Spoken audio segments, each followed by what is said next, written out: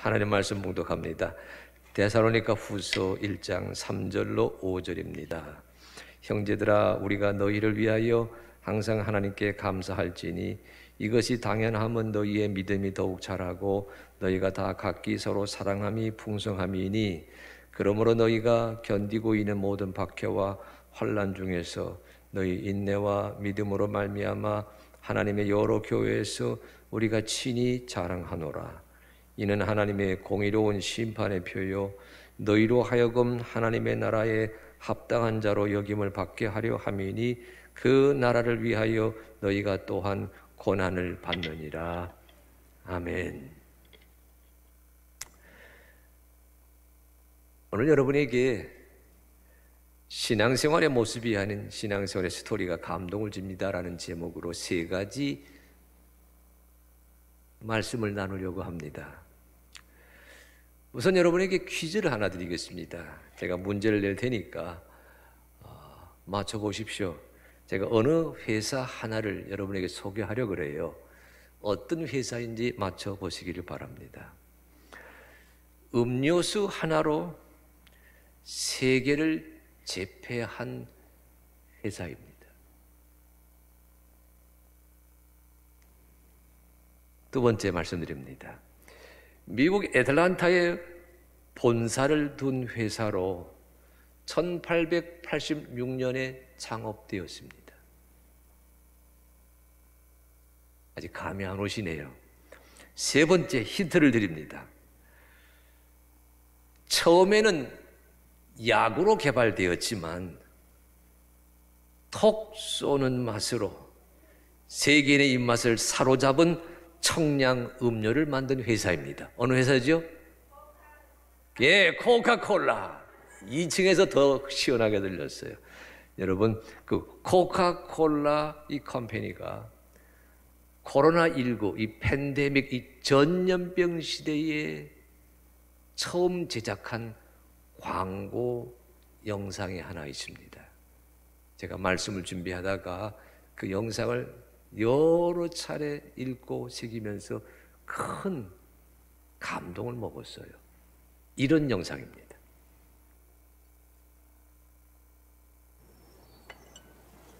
The day the world stopped was the day we found where to go.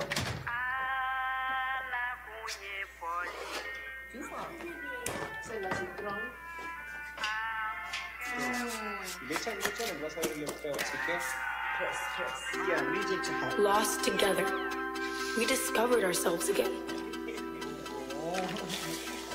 And we realized that the things that matter deserve time.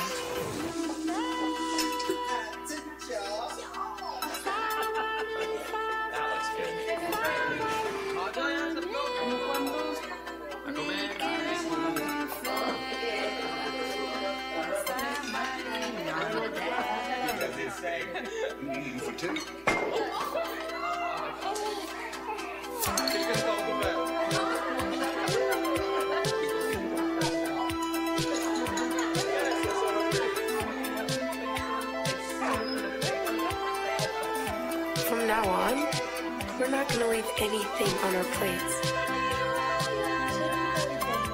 Because we've learned to savor the moments that were always there.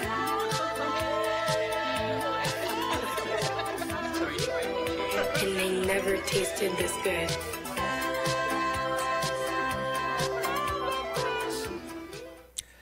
네, 이 광고의 제목은요, 위대한 식사입니다. The Great Meal. 코로나19 봉쇄가 발효된 이후에 방역 수칙을 지켜가면서 원격으로 제작된 광고입니다. 여러분, 1분 30초 광고이지만 광고라기보다는 짧은 단편 영화 같습니다. 모두 8개국 13가구가 출연하거든요. 어떻게 보셨어요? 콜라를 소개하던가요? 상품을 소개하고 있습니까? 코카콜라의 특징, 영어로 말하면 스펙입니다. 콜라의 특징, 콜라의 가격, 콜라의 기능을 소개합니까? 아닙니다. 분명히 광고이지만 상품을 소개하지 아니하고 스토리를 전합니다. 코로나19 시대에 우리가 잃어버린 것이 무엇인지, 가장 아끼는 사람과 함께 요리하고 식사를 즐기는 이 따뜻한 느낌, 이 일상이야말로 우리가 재발견해야 될 삶의 소중한 가치가 된다는 스토리를 1분 30초 영상에 담았습니다. 병에 든 음료수를 나누는 광고가 아니에요. 삶의 가치를, 삶의 스토리를 전하고 있습니다. 흩어져 있어야 안전하다는 이 시대에 모여야 되는 가족이 있음을 일깨워주고 있어요. 8개국 13가구가 출연하고 있는데, 여러분 아쉽게도 저는 이 영상을 이 코카콜라 캠페인의 이 미국 본사에 들어가서 제가 찾았거든요. 우리 한국 코카콜라가 있습니다만 그래서 한국 광고는 제가 보지 못했어요. 여기에 8개국 13가구가 출연하는데 거기에 등장하는 아시아 사람은 한국 사람이 아니고 중국 상해 가정입니다. 혼자 따로 떨어져 먹어야 안심이 된다고 여겨지는 시대에 살아가는 사람들과 음식을 나누는 기쁨이 있음을 재발견하게 합니다. 여러분, 스토리가 있는 광고. 우리가 살고 있는 이 시대는 스토리를 판매하는 시대입니다. 그 스토리가 소비자를 감동시키거든요. 교회의 건물이 아닙니다. 교인들의 살림살이가 아닙니다. 교인들이 세상에서 얼마나 출세하였는지를 전하는 것 아닙니다. 그건 다 시쳇말로 하게 되면 스펙에 해당이 돼요. 교회 예산이 얼마다, 교회 예배당 좌석이 얼마다, 교회 규모가 얼마다, 그 교회 교인들 가운데 정치, 경제, 사회, 문화계의 실력자들이 몇 사람이 있다, 이런 스펙을 이야기하는 것, 그것이 세상에 감동을 주는 것이 아니라 교인들이 신앙생활을 어떻게 하고 있는지, 그리스도인 된 자가 헤쳐가고 일구어가고 마련해가는 그 삶의 스토리가 감동을 주는 시대를 살아가고 있다는 것을 코카콜라 컴퍼니, 코로나19 이 팬데믹 시대에 마주해야 되었던 광고는 우리에게 일깨워주고 있습니다. 오늘 여러분이 읽으신 성경 본문, 지난주에 이어서 데살로니가 후서의 말씀을 읽었지만 저는 오늘 이 말씀 속에서도 데살로니가 교회가 전하고 있는 스토리에 주목하려고 합니다. 얼마나 큰 교회였느냐, 얼마나 많이 모였느냐, 그리스 반도 마케도니아의 중심지 그 데살로니키에 세워졌던 교회가 어떠한 스펙을 지니고 있었느냐, 거기에 주목하는 것이 아니라 이 데살로니가 후서가 전하고 있는 말씀에 의해서 이 데살로니가 교회가 우리와 나누려고 하는 삶의 스토리가 무엇이냐, 그 스토리에 주목해 보려고 합니다. 여러분, 지난주에 우리가 살펴볼 때에도 데살로니가 교회에 환난과 시련이 있었다고 말씀하지 않았어요. 그 전서에서 살펴보았던 그 환난과 시련은 외부인이 교회를 향해 마구마구 저질렀던 횡포, 폭력, 억압이었습니다. 그런데 데살로니가 후서가 전하고 있는 박해와 환난은 그 성격이 조금 다릅니다. 하지만 여러분, 본문은 일단 이렇게 이야기하고 있어요. 1장 4절입니다. 오늘 본문, 그러므로 너희가 견디고 있는 모든 박해와 환난 중에서 너희 인내와 믿음으로 말미암아 하나님의 여러 교회에서 우리가 친히 자랑하노라. 지금 바울이 데살로니가 교회를 이렇게 소개하고 있어요. 너희가 견디고 있는 모든 박해와 환난 중에서 박해와 환난이 없어서 감동을 주는 교회가 아니었어요. 시련과 박해가 없었기에 스토리가 있었던 교회가 아니었어요. 환난과 박해를 견디고 있는 교회이기에 사람들이 주목해서 보았습니다. 단순히 견디고 있었던 것만은 아닙니다. 1장 3절은 그들의 상황을 이렇게 설명합니다. 형제들아, 우리가 너희를 위하여 항상 하나님께 감사할지니 이것이 당연함은 너희의 믿음이 더욱 자라고 너희가 다 각기 서로 사랑함이 풍성함이니 환난과 시련과 염려와 박해 가운데에서도 믿음이 더욱 자라고 너희가 다 각기 서로 사랑함이 풍성하여졌다. 여러분, 보통 사람이라면 시련과 역경이 닥쳤을 때 믿음을 내려놓습니다. 웬만한 사람이라면 환난과 역경 앞에서 사랑하기를 멈추게 됩니다. 근데 오늘 데살로니가 교회는 어땠다고요? 환난과 박해를 견디고 있을 뿐만 아니라 견디는 과정 중에 믿음과 사랑을 더 높게 더 풍성하게 펼쳐가는 그런 교회가 되었다. 그래 1장 4절 다시 봅니다.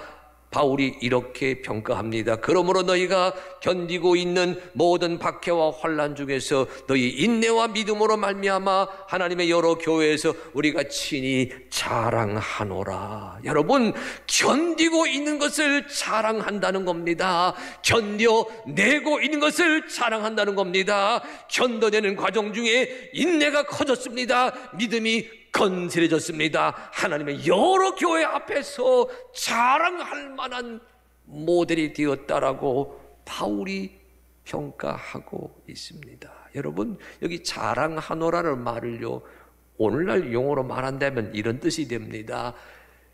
시련과 역경 중에 쓰러지지 아니하고 용케 오뚜기처럼 일어서고 일어서네. 일어설 뿐만 아니라 환난과 역경이 닥치지만 믿음의 나무가 더 자라고 있고 사랑의 잎사귀가 더 펼쳐가고 있네. 이 모습을 볼 때, 이 스토리를 들을 때에 바울의 가슴이 찡해졌다는 이야기입니다. 내가 너희를 자랑하노라. 내가 너희를 하나님의 여러 교회에서 자랑하노라. 이 말은 바울의 가슴에 찡하는 감격이 있었다는 이야기입니다. 우리 하늘빛 교회가 이런 스토리를 엮어가는 주인공 되기를 소망합니다. 오늘 산보 예배 드리는 사랑하는 성도 우리 한 분 한 분에게도 이런 스토리, 이런 감동을 주는 여러분의 신앙생활의 스토리가 역경과 시련과 도전 가운데에서도 나는 견디고 있습니다. 나는 이겨가고 있습니다. 나는 마침내 성장하였습니다. 이런 신앙생활의 스토리를 드러내고 나누고 주고받는 주인공들이 되시기를 간절히 축복합니다. 여러분, 그런데 데살로니가 후서가 전하고 있는 이 교회가 직면했던 환난과 박해는 전서에서 말씀했던 것하고는 조금 성격이 다릅니다. 조금 전에 말씀드렸던 것처럼 전서에서는 여러분 외부적인 그런 압박을 얘기하고 있어요. 주 안에서 자는 자가 있다, 순교당한 자가 있다라고 하는 지적이 나오지 않았습니까? 그런데 오늘 후서는 조금 달라요. 여러분이 후서의 말씀 읽을 때에 먼저 우리가 어디에 주목해야 되냐면 2장 1절 3절입니다. 형제들아, 우리가 너희에게 구하는 것은 우리 주 예수 그리스도의 강림하심과 우리가 그 앞에 모임에 관하여 영으로나 또는 말로나 우리에게 받았다는 편지로나. 이거 보십시오.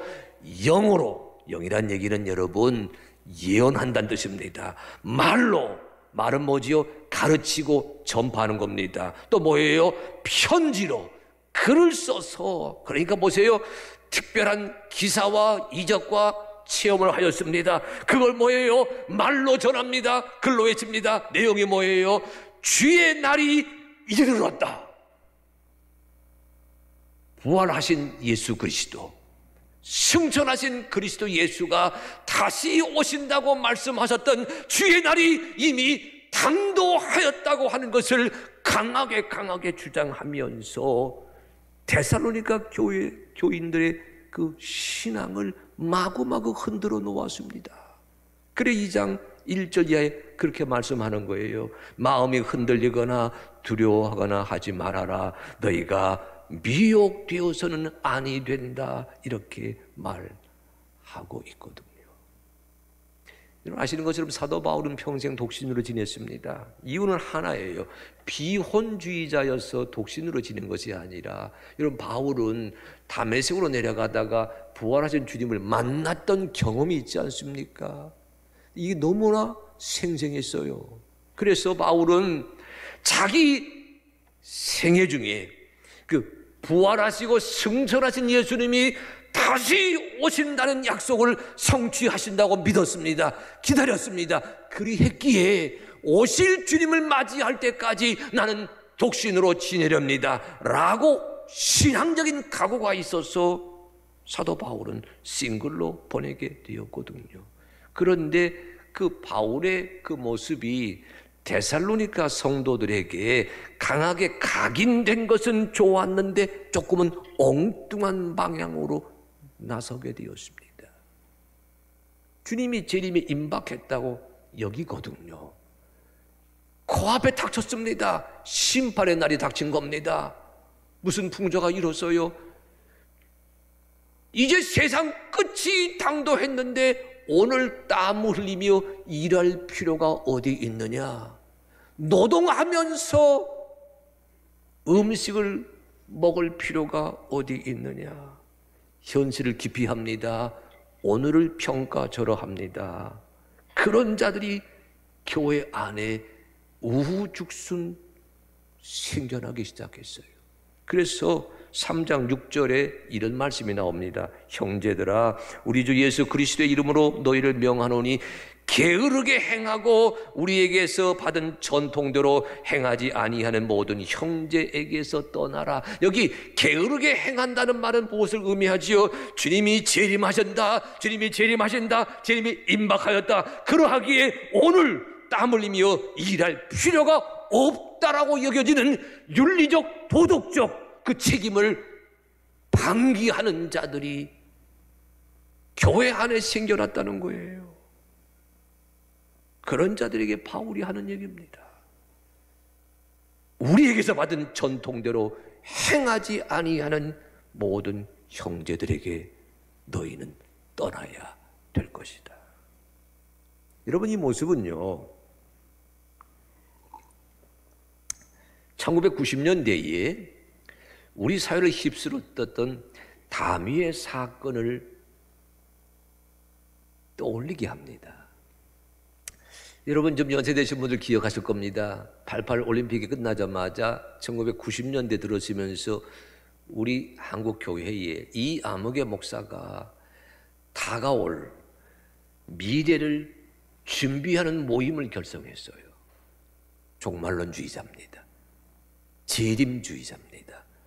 이렇게 믿는 것이 아니라 주님이 아무 날 아무 계시 어디로 재림한다는 계시를 내가 받았다. 교인들을 엄청 세를 규합했습니다. 교회 안에서만 세를 규합한 것이 아니라 사회적으로도 엄청난 파장을 불러일으켰어요. 여러분, 오죽했으면 그 이암흑의 목사가 지정했던 시각에 예수님 재림하신다는 것을 취재하기 위해 신문 기자들, 방송 기자들이 몰려들었겠습니까? 여러분, 이런 신문 기사 혹시 기억하세요? 네, 저기 1992년에 있었던 일입니다. 빗나간 그날. 여러분, 데살로니가 교회에 이런 다미의 시기의 풍조가 거세게 불었다는 이야기입니다. 그런데 보십시오. 여러분, 겉에서 들이닥치는 압박과 핍박은 견뎌내기가 그래도 쉽습니다. 그런데 후서가 전하는 문제는 외부에서 성도들을 향해 내리는 폭력과 압박이 아니라 교회 안에서, 교회 내부에서 일어난 서로 다른 생각, 서로 다른 신앙, 서로 다른 사상이 마구마구 퍼져가는 갈등과 진통과 내용이 있었다는 이야기이거든요. 그래 교회가 힘들었습니다.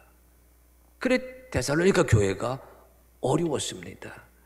이런 어려움 가운데 있는 자들에게 지금 사도 바울이 이렇게 말하고 있어요. 2장 15절입니다. 그러므로 형제들아 굳건하게 서서 말로나 우리의 편지로 가르침을 받은 전통을 지키라. 여기 전통을 지키라. 이 전통, 여러분 우리가 살아가는 삶에서 전통이라고 하는 말은 오래된 습관을 가리킵니다. 익숙한 문화를 가리킵니다. 그런데 여기 전통은 익숙해졌다, 오래되었다 이거를 가리키는 것이 아니라 여기 전통이란 말은 본질을 가리키는 단어입니다.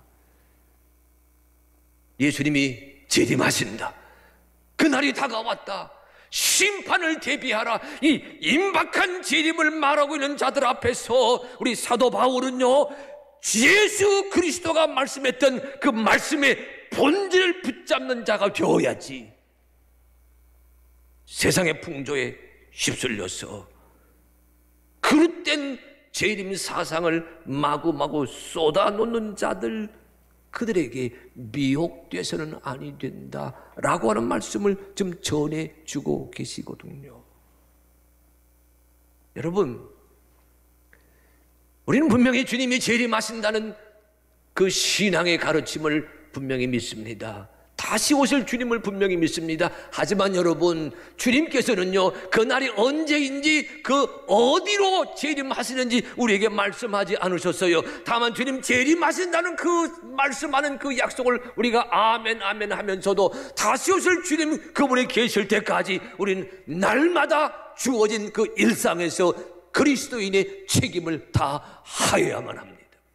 여러분, 그 말씀이 마태복음 28장 19절 20절에 이렇게 쓰여져 있어요. 그러므로 너희는 가서 모든 민족을 제자로 삼아 아버지와 아들과 성령의 이름으로 세례를 베풀고 내가 너희에게 분부한 모든 것을 가르쳐 지키게 하라. 볼지어다 내가 세상 끝날까지 너희와 항상 함께 있으리라. 역사의 끝이 있습니다. 자연의 끝이 있습니다. 지구 최후의 날이 있습니다. 주님 다시 오실 날이 분명히 있습니다. 하지만 기억하십시오. 그 날이 언제이든지 여러분, 주님은 이렇게 약속하셨어요. 따라하시기 바랍니다. 내가 세상 끝날까지 너희와 항상 함께 있으리라. 아멘. 세상 끝날까지 항상 함께 계시는 그 주님을 믿으시기를 간절히 축복합니다. 여러분, 제가 언젠가 말씀했던 것처럼 저는 종말에 대한 가르침을 새길 때마다 이 용어 두 가지를 우리 교우들이 늘 암기하고 있기를 바랍니다. 주님 다시 오신다. 다시 오시는 주님을 준비하고 기다리라라는 말은 헬라어로 마라나타입니다. 이 마라나타, 아멘 주 예수여 오시옵소서. 분명히 있습니다.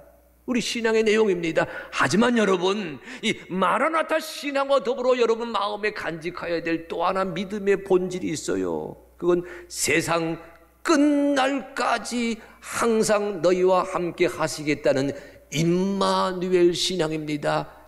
임마누엘은 히브리어이거든요. 저는 이렇게 표현했어요, 여러분. 우리가 수학 공식 기호 마라나타보다 임마누엘이 크다 이렇게 되어 있는데, 여러분 이것을 이렇게 새기십시다. 마라나타의 눈으로 임마누엘을 보지 말게 하시고 임마누엘의 신앙으로 마라나타를 읽게 하여 주시옵소서. 주님 오시지만 오신다고 말씀하시는 그 순간 그때까지 항상 우리와 함께 하신다는 그 주님의 약속과 함께 날마다 순간마다 오늘이라고 하는 삶의 현장에서 그리스도인의 책임을 온전히 다하시는 그 믿음의 역사가 우리 가운데 임해야 된다는 그 진리를 여러분 이 3부 예배 시간 마음에 간직하시기를 간절히 축복합니다. 데살로니가 교회에 어떤 스토리가 있었어요. 환난과 역경을 견뎠습니다. 그 가운데에서 믿음이 성장했다는 스토리가 모두를 감동시켰습니다. 데살로니가 교회에 어떤 스토리가 있었습니까? 예수님 재림을 강조하고 임박한 재림을 내세우다가 오늘이라는 삶의 현장을 마구마구 포기해버리고 말았던 그 윤리, 도덕이 없는 자들에게 본질을 지켜가라, 전통을 따라가라, 예수님의 말씀에 따라서 현실의 어두운 풍조를 이겨갔던 스토리가 데살로니가 교회에 있었습니다. 그리하기에 그 교회는 감동을 주는 주님의 교회로 인정을 받았습니다. 여러분, 1장 5절에 또 이런 말씀이 한 번 더 나와요. 이는 하나님의 공의로운 심판의 표요 너희로 하여금 하나님의 나라에 합당한 자로 여김을 받게 하려 함이니. 보십시오. 교회를 세웠어요. 교인입니다. 그런데 교인이라 부르지 아니하고 어디에 합당한 자라고 말하고 있어요? 하나님의 나라에 합당한 자입니다. 사람을 따르지 않았어요. 예수님을 따랐습니다. 교회라는 건물을 따르지 않았어요. 주 예수 그리스도를 따라 하나님의 나라에 들어선 자들이 되었다는 얘기거든요. 여러분, 고난과 시련이 있었지만 그럼에도 불구하고 하나님의 기대하시는 신앙생활의 좌표를 잃지 않았다고 하는 그 지적이 데살로니가 교회를 기억할 때마다 떠올리게 되는 아름다운 스토리입니다. 여러분, 시련과 환난이 없으면 좋겠지요. 그러나 사도 바울은 이렇게 얘기합니다. 시련과 환난마저도 하나님 앞에 감사할 조건이 된다는 겁니다. 거짓된 재림 신앙으로 성도를 미혹하게 하는 자들이 있었던 까닭에 알곡 신자와 가라지 신자가 구별되었다는 얘기거든요. 참 그리스도인과 무늬만 그리스도인이 구분되었다는 이야기이거든요. 여러분, 하나님의 나라에 합당한 우리 하늘빛 교회로 쑥쑥 커가는 2021년이 되기를 간절히 소망합니다. 덮칠 듯이 몰아세운 이상한 풍조가 있습니다. 그 와중에서도 예수님만을 사랑하며 살아갑니다. 우리 하나님만을 사모하며 살아갑니다. 나는 성령의 사람으로 자라고 성장하고 성숙하고 있습니다 라고 하는 그 신앙의 스토리가 우리 가운데 풍성해지게 해 주시어서 그 데살로니가 교회가 누렸던 그 감동적인 스토리가 이 시대를 살아가는 하늘빛 교회, 우리 교우들이 누리는 감동의 스토리가 되기를 진정으로 소망합니다. 사람 보고 따라가는 것이 아니라 예수님만을 따라가는 겁니다. 교회 건물 들락날락하는 교인이 아니라 우리 하나님을 배워가는 자입니다. 주님을 닮아가는 자입니다. 그리스도 예수를 닮아가는 자가 되어 온 세상의 모델이 되어지는 하나님의 나라의 주인공이 된다라고 여겨지는 평판, 그 평가가 여러분 데살로니가 교회가 누렸던 그 스토리가 되었듯이 이 시대를 살아가는 우리들에게 같은 공감, 같은 공명을 주시는 그 스토리가 오늘 3부 예배드리는 여러분 한 분 한 분에게도 진정으로 임하게 되기를 제가 축복합니다. 말씀을 준비하면서 여러분 비슷한 사람 하나를 만났어요. 영국 사람입니다. 여러분, 영국 하게 되면 떠오르는 이미지가 무엇이에요? 런던 시계탑입니까? 여러분, 런던 하게 되면, 영국 하게 되면 무슨 이미지를 갖고 계시는지 다 자기 삶의 현장에 따라 달라지겠지만 대한민국 사람에게 가장 공통적인 요소 하나 가지고 얘기한다면 영국 하게 되면 떠올리게 되는 장면은 프리미어 리그입니다. 여러분, 손흥민 잘 아시잖아요. 토트넘의 스타. 예, 여러분 지금 코로나 때문에 무관중 경기를 해서 그렇지 얼마 전까지만 해도 그 프리미어 리그가 열리는 경기장, 여러분 5만 명, 6만 명의 운집한 경기장에 그 수많은 영국의 젊은이들이 가득가득 들어차서 떼창하는 것을 볼 수 있었을 거예요.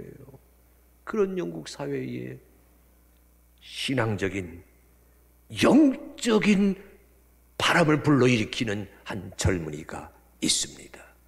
이 사람이에요. 예, 매트 레드만. 야고로 매트라 부르는데 풀네임은 매튜 마테입니다. 매튜 레드만. 1974년생이니까 우리 나이로 48입니다. 이 매튜 레드만은 싱어송라이터예요. 영국 왓포드 출신인데 영국 사회를 향해서, 영국 교회를 향해서, 영국의 젊은이들을 향해서 살아계신 주 하나님의 그 메시지를 강력하게 전파하는 월십 문화 리더입니다. 그가 1993년부터 2019년까지 코로나 사태 직전까지 매년 영국의 청년들을 대상으로 경배와 찬양 컨퍼런스를 이끌었는데 그 사역팀의 이름이요, Soul Survivor, 우리말로 영혼의 생존자입니다. 여러분, 영국이라고 하는 반기독교적인 반종교적인 문화 풍토 속에서 그 영혼이 생존한 사람, 그리스도 예수의 구원의 그 의미를 깨달은 그 생존자들이 모여서 1993년부터 2019년까지 매년마다 영국 젊은이를 향해서 뜨거운 찬양 컨퍼런스를 열었는데 2019년에는 여러분 9,000명이 모인 컨퍼런스예요. 사진을 제가 가지고 왔습니다. 여러분 2시간 동안 진행되었던 그 사진 캡처를 내장했는데 여러분 그 현장 실황을 캡처하다 보니까 좀 어두워졌어요. 그러나 여러분 십자가를 주목해 보시기 바랍니다. 예, 고맙습니다. 불을 꺼주니까 더 잘 보이네요. 그런데 여러분, 제가 이 매트 레드만의 그 삶의 그 사역의 그 기사를 쭉 읽어가면서 도전받았던 것은, 감동되었던 것은 모두가 다 신앙의 생기를 잃어버리고 있는 영국 교회, 그를 향해서 그리스도 예수 안에서 만난 하나님을 간증하는 그의 스토리가 있었기 때문이고요. 영국 사회가 교회를 다 잊어버리고, 영국 성공회가, 영국의 감리교회가 다 교회를 잃어버리고 그 영적인 기운을 다 소실한 채 기진맥진하고 있는 그 그리스도인들에게 그리스도 예수가 이 시대에 하나님이 된다고 하는 것을, 내가 주님을 찬양해야 될 이유가 10,000가지나 있다고 하는 앨범으로 발표하였기 때문입니다. 여러분, 그가 2015년 10월 9일 영국 로열 알버트 홀에서 이렇게 공연하였어요. 400명 찬양대와 70명 오케스트라, 그리고 가득 찬 회들과 함께 저가 함께 부르는 내가 주님을 찬양해야 될 이유 10,000가지, 그 영상입니다. 한번 보시기 바랍니다.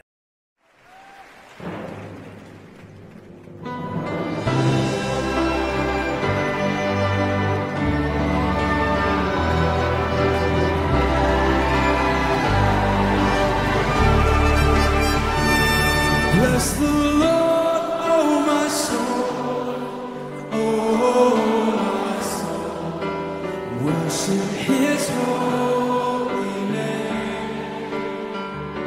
Sing like never before, oh my soul, I worship Your holy name.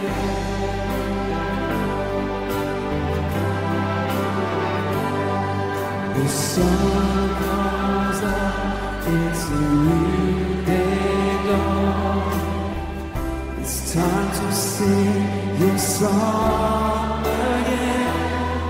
Whatever may pass and whatever lies before,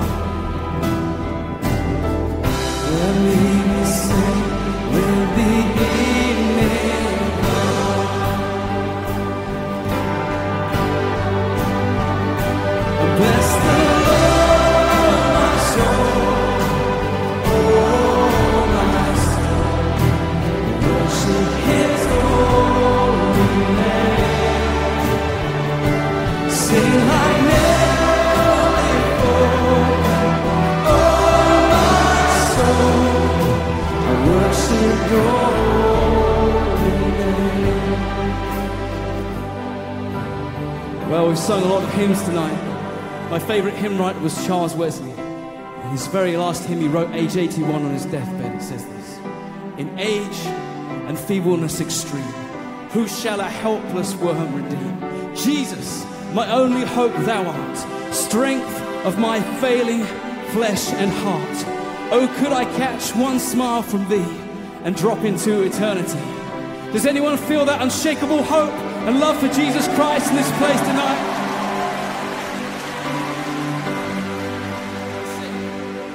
Yes, on that day when my strength is failing, the end draws near and my time has come. Oh Jesus, still my soul will sing your praise unending. 10,000 years and then forevermore. Oh, it's gonna be forever.